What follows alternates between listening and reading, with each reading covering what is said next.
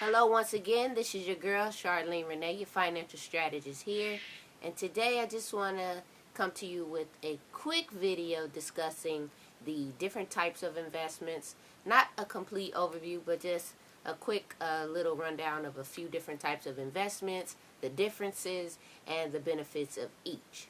So I'm going to start out talking about the lower risk type of investments. So one type of investment is actually cash, a cash investment.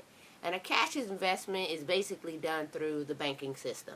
So one way that cash can be an investment is if you find yourself a high interest bearing savings account, which is very rare. You know, if you're using the American banking industry, most savings accounts are going to give you a very, very low interest rate on your savings, but there are a few higher interest rates accounts that you can find online. This is a very low risk type of investment, and your money is pretty much guaranteed through the FDIC. They federally insure your account, so if you want to keep it safe, you can invest some cash in a high interest savings account, and you will pretty much have low risk of losing that money.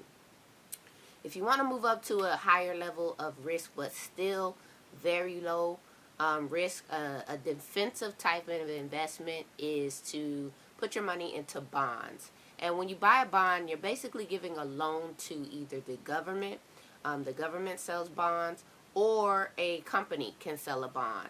Now this is a defensive type of investment, meaning that your interest is pretty much guaranteed, but it locks up your money for a period of time, usually a few years, where you won't get that money back. And if you do break the contract, you'll usually lose money that way. But it is another lower risk investment option if you want to just get your feet wet. The next type of investment would be shares. And that's something that's pretty much well known and more common form of investment. When you think of stocks, index funds such as EFTs or mutual funds, those are some higher risk investments, but basically that's you purchasing ownership in a company if you want to invest in shares. And that can also see a higher growth rate of return. It can also be used as income because some stocks will provide you with dividends, usually once a month. Some of them pay out quarterly. So that's a higher form, a higher risk form of investment, but it's usually you're going to see a greater return than that of a cash or a bond investment. And the final type of investment I'm going to touch on today is property or real estate. Property investments can be really good for you if you find the right type of property. It can be risky because you cannot always guarantee that your property is going to increase in value.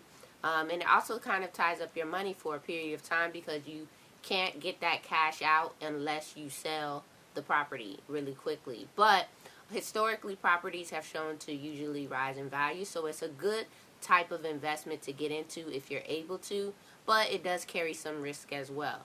So that's just a quick overview of a few types of investments. There are more, of course, but just want to give you a brief overview of some of the things that we offer you information on how to get started in investing. So for more tips like these, for more informational videos, make sure that you like and subscribe to the Penn Financial Group channel. Also, send us any questions you might have. Contact me if you want more information about jumping in and getting started as a beginning investor and getting some more educational tips like these. Until next time, stay tuned, stay stacking, and keep making money moves.